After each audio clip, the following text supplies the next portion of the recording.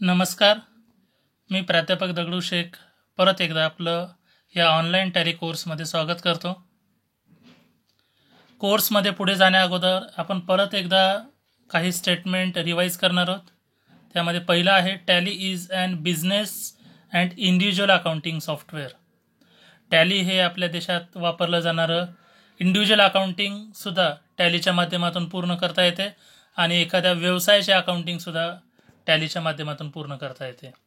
Individual accounting करून कोणत्या व्यक्तीला किती टॅक्स त्या ठिकाणी इन्कम टॅक्स भरावा लागणार आहे किंवा तो इन्कम टॅक्ससाठी इलिजिबल आहे किंवा नाही हे लक्षात येईल. आणि बिझनेस अकाउंटिंग केल्यामुळं कोणत्या व्यापाऱ्याला GST भरणं कंपल्सरी आहे किंवा कोणत्या व्यापाऱ्याचा बिझनेस GST भरण्याच्या टर्नओव्हरच्या पुढे गेलेलं नाही आहे हे आपल्याला यावरून लक्षात येणार आहे. त्यासोबतच आज सर्व विद्यार्थी, शिक्षक, नोकरदार, गृहिणी व व्यापाऱ्यांना त्यांच्याकडे किती संपत्ती आहे, त्यांचं किती देणं आहे, त्यांचा महिन्याचा खर्च किती आहे किंवा महिन्याचं उत्पन्न किती आहे हे समजण्यासाठी अकाउंटिंग किंवा स्वतःचा हिशोब ठेवणं ही आज काळाची गरज आहे. त्यामुळेच एखाद्या व्यक्तीची डिसिजन मेकिंग पॉवर किंवा निर्णय क्षमता मजबूत होते. योग्य निर्णय घेऊन स्वतःची व व्यवसायाची फायनान्शियल प्लॅनिंग अचूक करता येते, जे की आजच्या या लॉकडाऊनच्या काळामध्ये खूप गरजेचं आहे. त्यामुळेच टॅली हा कोर्स अनुभवी व क्वालिटी ट्रेनरकडून शिकणे महत्त्वाचे आहे. तर मी त्या ठिकाणी मॅक्झिमम क्वालिटी एज्युकेशन देण्याचा माझा प्रयत्न असेल, कारण की माझ्या अकॅडमीचं घोषवाक्यच आहे, job and business oriented education with quality training. तर चला पाहूयात आजचा विषय. आजचा विषय आहे meaning and types of voucher. Previous काही लेक्चर्समध्ये आपण एकदम स्टेप बाय स्टेप सगळी माहिती पाहिलेली आहे की मला एखाद्या व्यवसायाचं अकाउंटिंग समजण्या अगोदर मला हे समजणं व्यवसाय गरजेचं आहे की माझा व्यवसाय कोणता आहे, माझा व्यवसाय as per working point of view कोणता आहे, as per legal point of view कोणता आहे आणि as per profit point of view कोणता आहे. त्यानंतर पुढची महत्त्वाची कन्सेप्ट कळणं महत्त्वाचं आहे की माझ्या व्यवसायामध्ये कोणत्या प्रकारचे ट्रान्झॅक्शन घडतात, कॅश ट्रान्झॅक्शनचं पर्सेंटेज किती आहे, क्रेडिट ट्रान्झॅक्शनचं पर्सेंटेज किती आहे, हे सुद्धा अकाउंटिंग सुरू करण्या अगोदर, हिशोब सुरू करण्या अगोदर कळणं महत्त्वाचं आहे. आता आजचा महत्त्वाचा जो पॉईंट आहे, meaning and types of voucher. व्यवसाय म्हणजे काय कळालं, त्या व्यवसायातले ट्रान्झॅक्शन कळाले, पण ट्रान्झॅक्शन घडल्यानंतर पुढचा जो महत्त्वाचा कन्सेप्ट कळणं महत्त्वाचं आहे तो म्हणजे व्हाउचर. व्हाउचर कशाला म्हणलं जातं? Meaning of voucher. Voucher means documentary evidence in support of transaction. तुमचा व्यवहार घडलेला आहे याचा कागदोपत्री पुरावा, याला व्हाउचर असं म्हणलं जातं. आज प्रत्येक व्यवहार ओरली जर व्यवहार झालेला असेल तर त्याच्यावर विश्वास ठेवला जात नाही. मी जर एखाद्याकडून उधार पैसे घेतलेले आहेत आणि माझ्याकडे काही जर डॉक्युमेंट नसेल तर ह्याला ट्रान्झॅक्शन म्हणलं जात नाही किंवा या ट्रान्झॅक्शनचा कसलाही रेकॉर्ड नाही आहे. किंवा मी वस्तू खरेदी केलेली आहे पण माझ्याकडे पावती नाही आहे आणि येणाऱ्या काळामध्ये जर ती वस्तू डॅमेज झाली किंवा काही डिफेक्ट निघाला तर परत करण्यासाठी माझ्याकडे प्रूफ नाही आहे की मी त्याच दुकानातून ती वस्तू खरेदी केलेली आहे. त्यामुळं voucher means documentary evidence in support of transaction. तुमचा व्यवहार घडलेला आहे याचा कागदोपत्री पुरावा म्हणजे व्हाउचर. आज प्रत्येक ठिकाणी व्हाउचर बनवले जातात, डॉक्युमेंट्स बनवले जातात. फक्त ट्रान्झॅक्शन झालेलं आहे, ओरली ट्रान्झॅक्शन झालेलं आहे याच्यावर आज कोणीही विश्वास ठेवत नाही. एखादा व्यापारी म्हणत असेल माझं लाखोचं टर्नओव्हर आहे तर त्या ठिकाणी कोणीही त्याच्यावर विश्वास ठेवणार नाही. पण तोच व्यापारी जर त्याचं बँक स्टेटमेंट दाखवत असेल, त्याचं टर्नओव्हर दाखवत असेल, डॉक्युमेंटरी, तर प्रत्येकजण त्याच्यावर विश्वास ठेवतो. एखादा एम्प्लॉई म्हणत असेल मला 50,000 पगार आहे तरी देखील त्याच्यावर कोणी विश्वास ठेवत नाही. पण तेच त्याचं बँक स्टेटमेंट किंवा डॉक्युमेंट्स दाखवले तर सर्वजण विश्वास ठेवतात. म्हणजे आजच्या काळामध्ये प्रत्येक व्यवहाराचं डॉक्युमेंट असणं ही गरज आहे. ही स्वतःसाठी सुद्धा गरज आहे आणि लीगल प्रूफसाठी सुद्धा गरज आहे. उद्या चालून एखादा विद्यार्थी, शिक्षक किंवा व्यापारी काही आर्थिक अडचणीमध्ये सापडत असेल तर हे व्हाउचरच आहे, हे डॉक्युमेंटेशनच आहे ज्याला त्या आर्थिक अडचणीमधून बाहेर काढू शकतात. त्यामुळं बिझनेसमॅनला, टीचरला आणि स्टुडंटला हे डॉक्युमेंटेशन कळणं महत्त्वाचं आहे. मग हे डॉक्युमेंट कोणकोणते असतात? Purchase invoice, sales invoice, tax invoice, cash memo. वस्तू खरेदी केल्यानंतर परचेस इनवॉइस तयार होतं, वस्तू विक्री केल्यानंतर सेल्स इनवॉइस तयार होतं, किंवा टॅक्स जर लावलेला असेल वस्तूला तर टॅक्स इनवॉइस तयार होतो. नगदी वस्तू खरेदी किंवा विक्री करण्यात आली असेल तर काही ठिकाणी कॅश मेमो बनवण्यात येतो, किंवा उधार वस्तू असेल तर क्रेडिट मेमो बनवण्यात येतो. काही ठिकाणी याला बिल असं म्हणलं जातं. रिसिप्ट, मी एखाद्याकडून उधार वस्तू खरेदी केलेल्या आहे आणि 8 दिवसानंतर त्याला पैसे देतोय, समोरचा व्यक्ती मला रिसिप्ट देतो, किंवा मी कस्टमरला रिसिप्ट देतो. बँकेत पैसे भरत असताना, उचलत असताना डिपॉझिट स्लिप आणि विड्रॉवल स्लिप भरण्यात येते. Light bill, pay in slip, किंवा एखाद्या व्यवहाराचा कसलाच रेकॉर्ड नाही त्यासाठी एक्सपेन्सेस व्हाउचर तयार करण्यात येतं. तर याला व्हाउचर असं म्हणलं जातं. मग अकाउंटिंगमध्ये व्हाउचरचे 2 प्रकार येतात. पहिला आहे इंटरनल व्हाउचर आणि दुसरा आहे एक्सटर्नल व्हाउचर. आता इंटरनल व्हाउचर कोणाला म्हणलं जातं? या ठिकाणी परत एकदा, voucher means documentary evidence in support of transaction, but documents which is prepared and signed by business itself or internal stakeholders is called as internal voucher. की एखाद्या व्यवहाराचा कागदोपत्री पुरावा त्याला आपण ट्रान्झॅक्शन म्हणतो, पण ते डॉक्युमेंट जर व्यवसायामधल्या एखाद्या व्यक्तीनं बनवलेलं आहे, इंटरनल स्टेकहोल्डर, व्यवसायामधल्या एखाद्या व्यक्तीनं तयार केलेलं आहे आणि व्यवसायामधल्या एखाद्या व्यक्तीनं साईन केलेलं आहे. आता साईन करण्याची अथॉरिटी कुणाला असते? एकतर ओनर असते, किंवा ओनरनं ज्या व्यक्तीला ती अथॉरिटी दिलेली आहे, अकाउंटंट, मॅनेजर, तो व्यक्ती साईन करत असतो. तर त्याला इंटरनल व्हाउचर म्हणलं जातं. आणि इंटरनल व्हाउचर कधी बनवले जातात?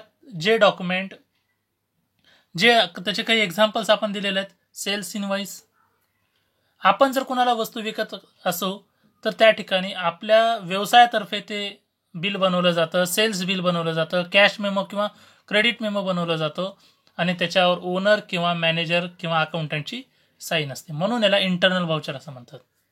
की document which is prepared and signed by business और इंटरनल स्टेक होल्डर.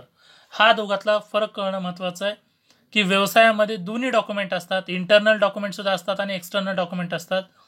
तर इंटरनल डॉक्युमेंटचा अर्थ एवढाच लक्षात घ्यायचा, जे डॉक्युमेंट आपल्याच व्यवसाया माध्यमातून व्यवसायातल्याच एखाद्या व्यक्तीनं बनवलेलं असतात आणि त्या व्यवसायाच्या एखाद्या व्यक्तीची साईन असते, त्यालाच इंटरनल व्हाउचर असं म्हणलं जातं. Sales invoice, sales bill, cash memo, credit memo, deposit slip, बँकेत पैसे भरत असताना डिपॉझिट स्लिप भरावी लागते, पैसे उचलत असताना विड्रॉवल स्लिप, बिल असेल, रिसिप्ट, कस्टमर तुम्हाला पैसे आणून देत असेल तर तुम्ही त्याला रिसिप्ट देता, किंवा चेक, आपण ज्या व्यक्तीकडून उधार वस्तू खरेदी केलेली आहे, काही कॅशमध्ये पेमेंट करण्यात येतं आणि काही चेकच्या माध्यमातून, तर इंटरनल स्टेक होल्डरकडून किंवा इंटरनल पार्टीजकडून किंवा ओनरकडून चेक लिहिला जातो आणि त्याच्यावर साईन केली जाते. त्याच वेळेस तो चेक आपण आउटसाईड पार्टीला त्या ठिकाणी देतो. तर चेक हे सुद्धा इंटरनल व्हाउचर आहे. आणि एक्सपेन्सेस व्हाउचर, एक्सपेन्सेस व्हाउचर कधी बनवले जातात? ज्यावेळेस एखाद्या ट्रान्झॅक्शनचा रेकॉर्ड नसतो, एखाद्या ट्रान्झॅक्शनचं बिल तयार होत नाही, व्हाउचर तयार होत नाही, त्यावेळेस एक वेगळं व्हाउचर बनवलं जातं, त्याला एक्सपेन्सेस व्हाउचर असं म्हणलं जातं. आपल्या देशामध्ये जेवढे काही व्यवसाय आहेत, काही व्यवसाय रीतसर त्या ठिकाणी डॉक्युमेंट, बिल, इनवॉइस बनवून देऊ शकतात, पण काही व्यवसाय असे देखील आहेत, काही सर्व्हिसेस असे देखील आहेत की ज्या ठिकाणी बिल बनवलं जात नाही. फॉर एक्झाम्पल, एखाद्या ठिकाणी आपण चहा घेतोय, चहावाला आपल्याला बिल देत नाही, किंवा तुमच्या ऑफिसच्या किंवा व्यवसायाच्या साफसफाईसाठी एखाद्या व्यक्तीची अपॉइंटमेंट करण्यात आलेली आहे, तो साफसफाई करणारा व्यक्ती तुम्हाला बिल देत नाही, पण त्याला महिन्याच्या महिन्याला तुम्हाला सॅलरी द्यावी लागते, किंवा तुमचा एम्प्लॉय तुम्हाला बिल देत नाही, त्याला तुम्हाला सॅलरी द्यावी लागते. अशा वेळेस त्या ठिकाणी एक्सपेन्सेस व्हाउचर, खर्चाचे व्हाउचर त्या ठिकाणी बनवले जातात. खर्चाचे व्हाउचर कधी बनवले जाते? ज्यावेळेस एखाद्या व्यवहाराचा रेकॉर्ड तुमच्याकडे नसतो किंवा समोरचा व्यक्ती बिल देऊ शकत नाही, त्यावेळेस आपण मॅन्युअल बिल तयार करतो, त्याला आपण एक्सपेन्सेस व्हाउचर असं म्हणतो. एक्सपेन्सेस व्हाउचर हे देखील इंटरनल व्हाउचर आहे, कारण इंटरनल पार्टीकडून ते बनवण्यात आलेलं आहे.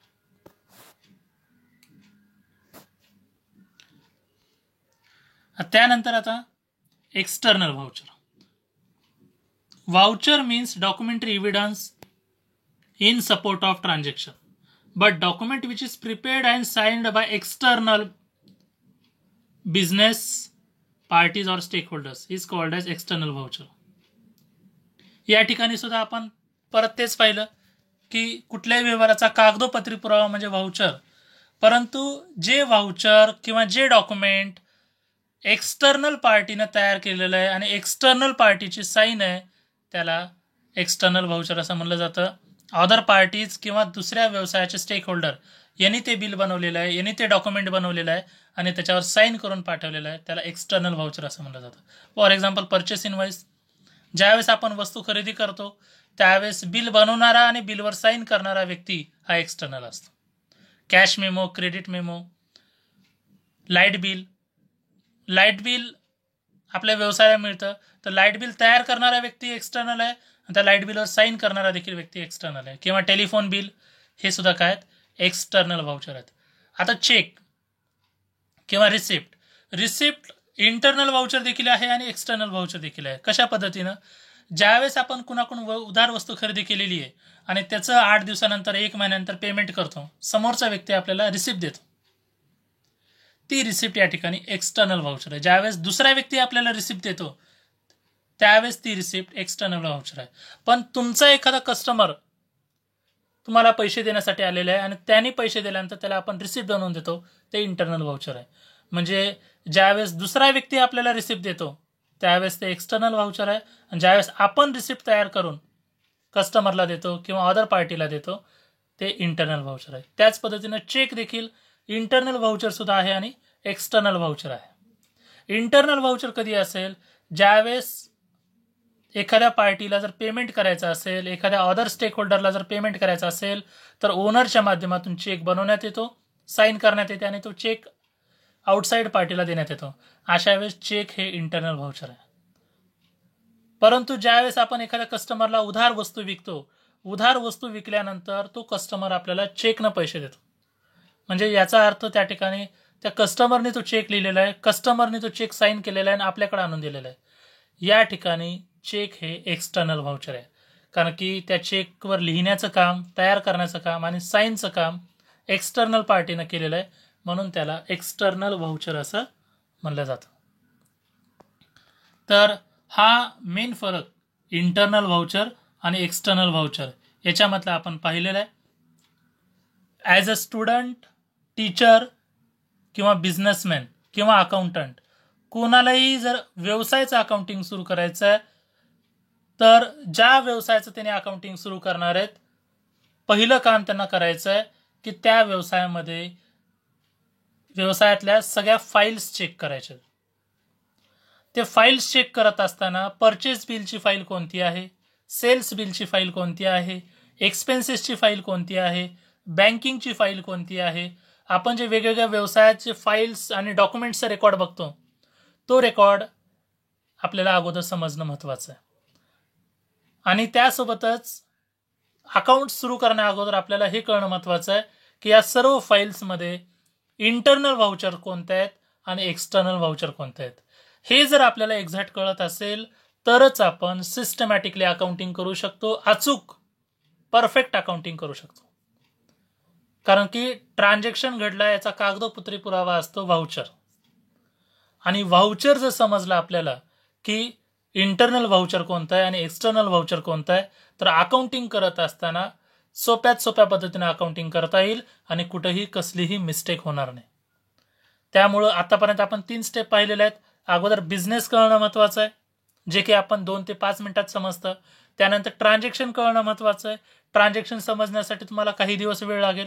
आणि त्यानंतर समजणं महत्त्वाचं आहे व्हाउचर्स, की या व्यवसायाचे इंटरनल व्हाउचर्स कोणते आहेत आणि एक्सटर्नल व्हाउचर कोणते आहेत.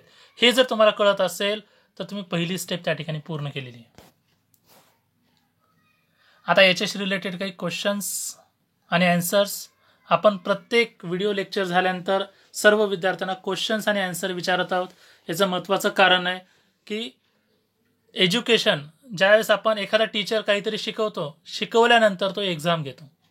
एक्झाम घेण्यामागचा उद्देश असतो की त्या माध्यमातून त्या स्टुडंटचं रिव्हिजन होईल आणि त्या विद्यार्थ्याला किती लक्षात आलेलं आहे हे एखाद्या टीचरला समजेल. त्याच्यामुळे दोन्ही फायदे होतील, विद्यार्थ्याचं रिव्हिजन देखील होईल आणि त्याचं नॉलेज देखील टेस्ट होईल. त्यामुळं आपण इथं क्वेश्चन आणि आन्सर चालू केलेले आहेत. कमेंट सेक्शनमध्ये किंवा व्हॉट्सअप ग्रुप किंवा गुगल क्लासरूममध्ये तुम्ही इंटरनल व्हाउचरचे 5 एक्झाम्पल त्या ठिकाणी लिहायचे.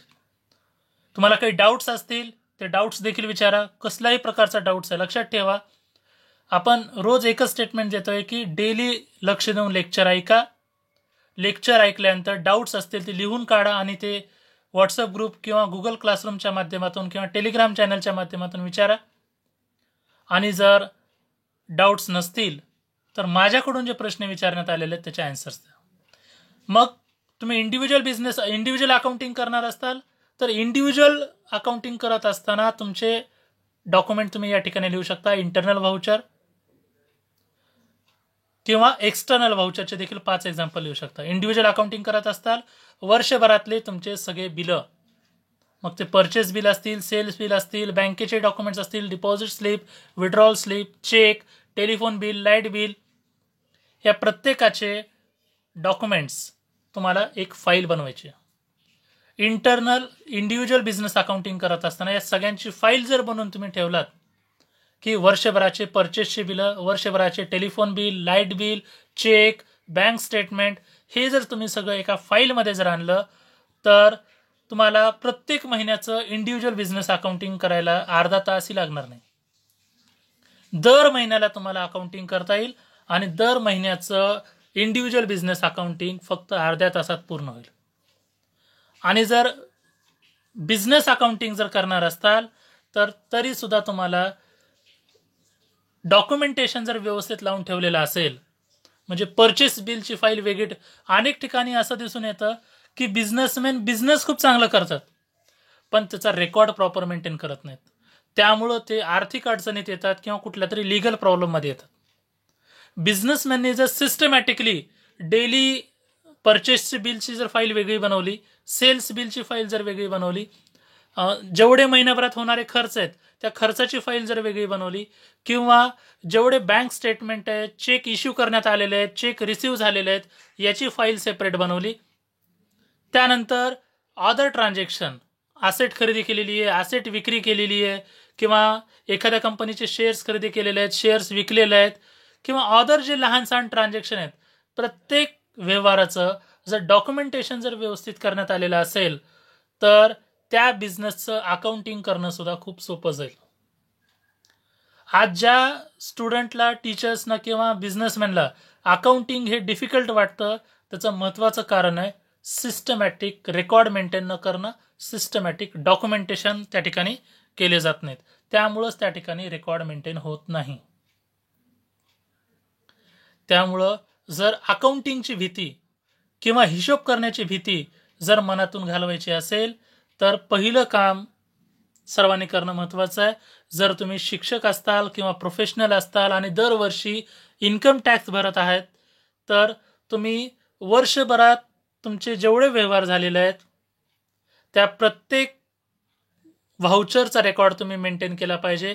मग ते इंटरनल व्हाउचर असेल किंवा एक्सटर्नल व्हाउचर असेल.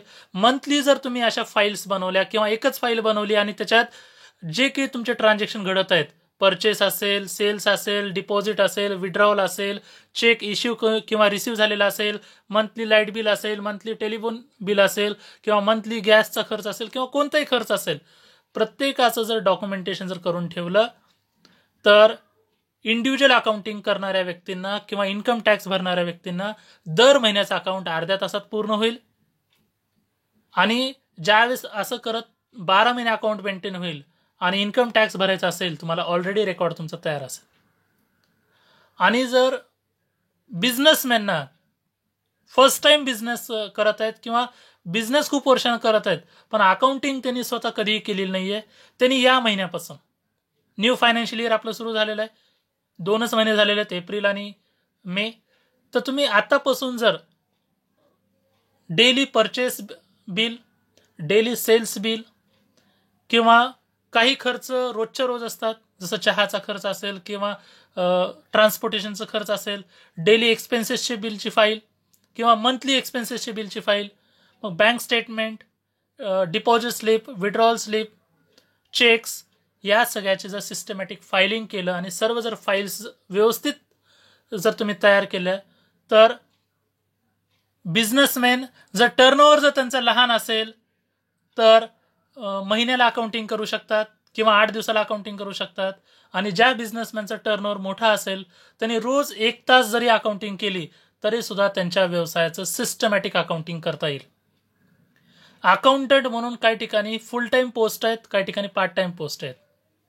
माझे अनेक विद्यार्थी जे फुल टाइम जॉब करतायत त्यांना सॅलरीज चांगल्या आहेत आणि काही विद्यार्थी असे आहेत की कॉलेज करायलेत आणि कॉलेज करता करता 1-2 तास अकाउंटिंगचं कामं करत आहेत. लक्षात ठेवा 1-2 तासात सुद्धा अकाउंटिंगचं काम पूर्ण होतं. पण हे कधी शक्य आहे? जर त्या व्यवसायाचं रेकॉर्ड प्रॉपर असेल आणि डॉक्युमेंटेशन जर व्यवस्थित ठेवलं असेल. म्हणजे व्हाउचर्स, इंटरनल व्हाउचर्स सिस्टमॅटिकली वेगळे करून ठेवलेले आहेत, एक्सटर्नल व्हाउचर वेगळे करून ठेवलेले आहेत. तर अशा व्यवसायाचं अकाउंटिंग करणं खूप सोपं आहे. हे आपण प्रॅक्टिकली ज्यावेळेस टॅलीचं लेक्चर आपण सुरू करणार आहोत त्यामध्ये देखील पाहणार आहोत. तर आजच्या लेक्चरमध्ये आपण व्हाउचर म्हणजे काय आणि व्हाउचरचे प्रकार, व्हाउचरचं महत्त्व तुमच्या सर्वांना समजून सांगितलेलं आहे. याच्यावर जर काही डाऊट्स असतील, क्युरीज असतील, लक्षात ठेवा त्या दिवशीचा व्हिडिओ त्याच दिवशी ऐका आणि क्वेश्चन्स विचारा, डाऊट्स क्लिअर करून घ्या. आणि डाऊट्स नसतील तर सर्वांनी ॲक्टिव्हली आन्सर्स द्या.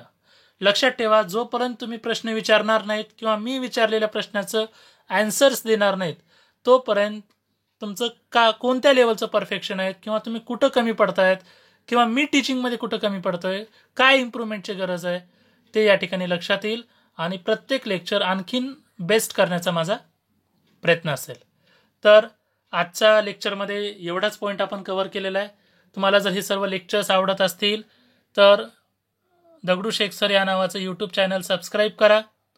स्किल अकॅडमी लातूर या नावानं फेसबुक पेज आहे, त्याला लाईक करा आणि त्या पेजवरल्या पोस्ट शेअर करा. स्किल अकॅडमी लातूर या नावानं टेलिग्राम चॅनल आहे, ते टेलिग्राम चॅनल सबस्क्राईब करायचं आहे. यामुळं तुम्हाला अकॅडमीच्या किंवा अकाउंटिंग, ऑडिटिंग आणि टॅक्सेशनशी रिलेटेड अपडेटेड न्यूज मिळत राहतील. तर भेटूयात पुढील लेक्चरमध्ये. धन्यवाद.